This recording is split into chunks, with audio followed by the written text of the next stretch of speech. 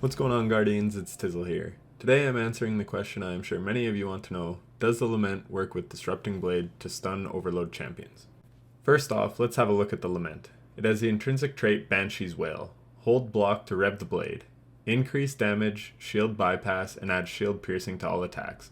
So what this means is that the Lament can break barrier champion shields. But I was curious if it would be able to stack with the new artifact mod Disrupting Blade. Disrupting Blade states, landing consecutive hits with any sword you are wielding disrupts combatants, stunning them, delaying ability energy regeneration, and lowering combatant damage output. Strong against Overload champions. So I was curious if we could double dip and use the Lament against both Overload champions and Barrier champions. To test this, I hopped into the Perdition Lost sector on Europa. The following gameplay will be uncut but sped up. The reason I am doing this is so you can clearly see I have Disrupting Blade equipped on my arms piece.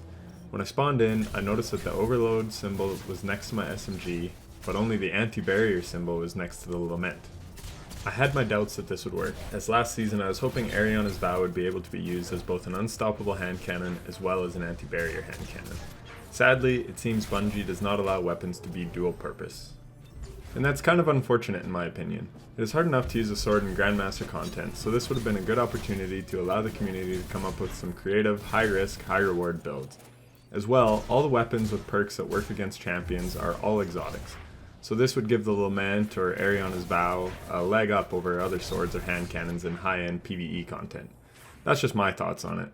Let me know down below if you agree or disagree. So as you can clearly see, I pull the Lament out and start swinging to stun the Overload Minotaur and nothing happens. I then use my Overload SMG to stun him and then Lament combo him to death. I was pretty impressed with this actually.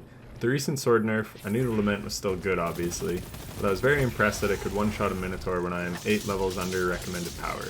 Keep in mind that I had Lucent Blade on for this, so I had a 35% damage buff. At this point, I swapped to Bequest and clearly changed nothing on my armor. I went with Bequest because this lost sector has an arc burn, so being an arc sword, it is probably going to do more damage than a falling guillotine. Also, the sword reminds me of a lightsaber, so I find it fun to use any chance I get.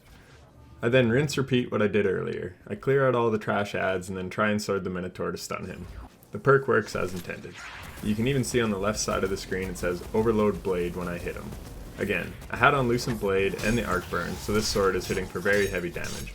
But I was still impressed with how well this perk worked.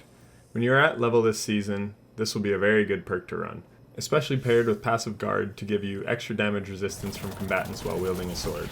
And on something like an Invisible Hunter so you can sneak up on the champions, it could be very effective. The final clip I have in this video was just me testing the Lament again. This time though, I hit the champion without Lucent Blade. It still does enough damage to get his health down low enough to perform a finisher, so it could still be a viable option even without Lucent. And that is all from me. If this video helped you out, a like would be very much appreciated. And if you enjoy perk breakdowns like this, or build videos in general, feel free to subscribe. I hope to put out a lot more helpful content like this in the future. Take care.